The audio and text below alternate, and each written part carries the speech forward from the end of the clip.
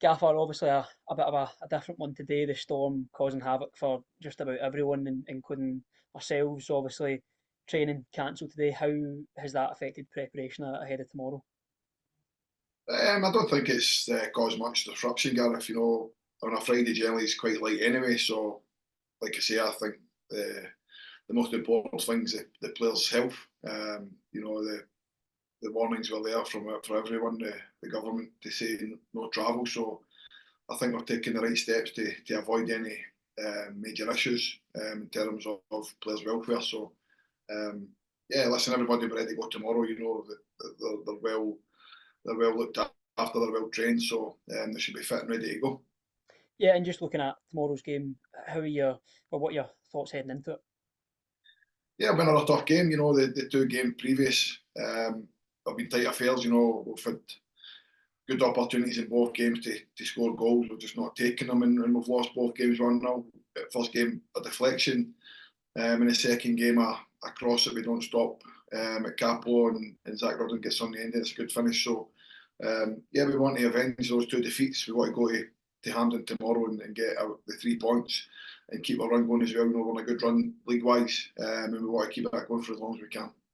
Yeah, and in terms of the previous games against Queens Park, like you mentioned, it's games where there has been positives and chances, hasn't there? Oh, certainly, like I say, first game we certainly first half with two clear cut opportunities. We've got to do better. Should be really be goals. They score, like I say, a deflection just before half time.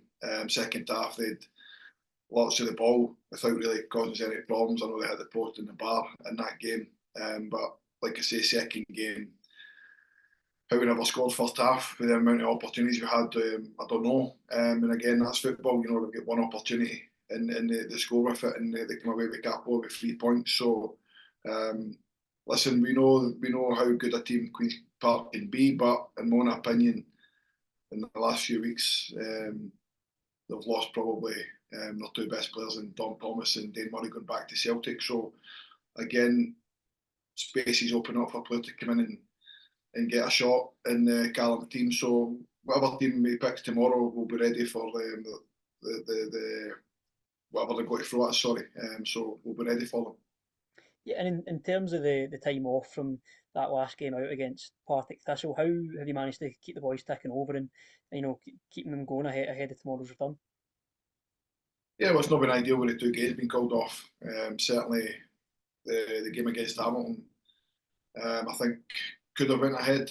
The second game against Raith Rovers certainly couldn't have went ahead. Obviously, with the gas leak, and I don't think the game would have went ahead anyway because of the conditions, the frost. It was far too hard a frost for the game to even go ahead. So, and then obviously we were out the Scottish Cup last week, which made it 3 weeks in the bounce that we didn't have a game. So it's not been ideal in terms of game time, but certainly the training we've got into them has been ideal. We had a mini pre-season last week for 4 days, and then this week they've come back fresh and ready to go, and the training's been very good. So yeah, we're looking forward to the game tomorrow. Hopefully nothing happens in the next 24 hours that the game is called off.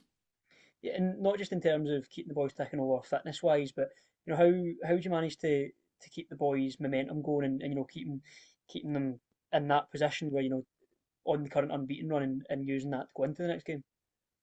Yeah, well, we managed to get a game last week against our opponents tomorrow. We managed to play their B team at Lesser at Lock instead of training base. Sorry, so it was ideal. We got what we wanted out of the game. We got players that needed minutes. Nathan Shaw came through his first 90 minutes in nearly 7 or 8 months. So again, good for him. We Ali get minutes. Kurt Broadfoot get minutes. Niall McGinn get minutes. So it was a good exercise.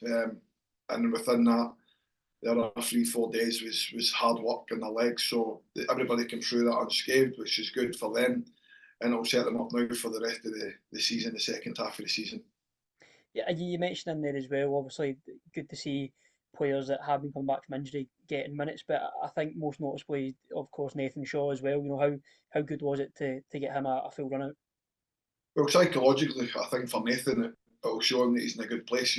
That's his first 90 minutes, like I said, in many months. The kid's been through a lot in terms of hamstring tear, recurrence of his hamstring tear. So he's lost a lot of game time this season and last season with his injury. And then he thought he'd done it again. Thankfully for everybody, it was just a small tweak. He came through that. He's got over it. He's played 90 minutes, so he should be in a better place for that. He should know that now his injury's totally healed, and he should just be playing with a freedom now.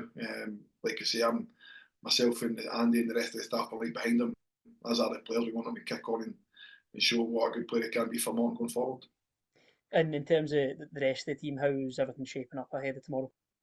Yeah, everybody's fit and available, albeit Moff obviously still struggling with his broken wrist, and Dylan Cole is now back in training, nowhere near ready to be in the squads, but he's back doing runnings and kicking on with his rehab, so it's good to see Dylan back on the pitch as well. And obviously, like I say, we know it won't be far away. He's already missed 3 weeks, 3.5 weeks, so he should be ready to go round about the Imrie game at home. So yeah, touch wood, everybody stays fit for now to the rest of the season.